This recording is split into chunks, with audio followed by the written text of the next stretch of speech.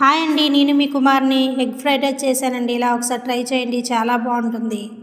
ముందుగా 2 స్పూన్లు ఆయిల్ వేసుకొని 2 కోడిగుడ్లు ఇలా వేసుకున్నానండి.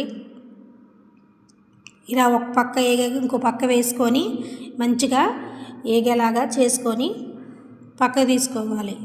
అందులో కొంచెం ఆయిల్ పోసుకొని ఎల్లుల్లిపాయ, క్యారెట్, ఉల్లిపాయ, క్యాబేజీ, క్యాప్సికమ్ ఇలా కట్ చేసి పక్క పెట్టుకున్నాను. ఎల్లుల్లిపాయ వేసుకొని కొంచెం వేగాక ఉల్లిపాయ, క్యారెట్, క్యాప్సికమ్ అన్నీ ఒకసారి వేసేసుకొని ఇలా కలుపుకోవాలి. ఆయిల్ కావాలంటే కొంచెం వేసుకోవచ్చండి. ఇలాగా హైలో పెట్టుకొని చేసుకోవాలండి. మరీ ఎక్కువ ఏగకూడదు. ఇలాగా ఏగాక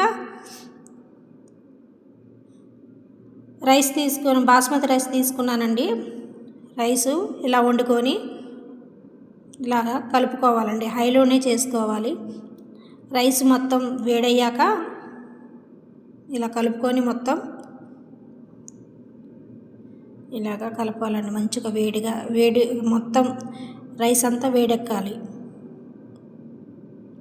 సాల్టు, కారం, ధనియాల పొడి, గరం మసాలా, మిరియాల పొడి, బ్లాక్ సాసు, చెజ్వాన్, టమాటా సాసు, వెనిగర్ ఇలాగ అన్నీ కొంచెం కొంచెం వేసుకొని తగినంత రైస్ తగినంత వేసుకొని తర్వాత ఎగ్గు నేను పక్కకు పెట్టుకున్నాను కదండి, అది ఇలా వేసుకొని కలుపుకున్నాను.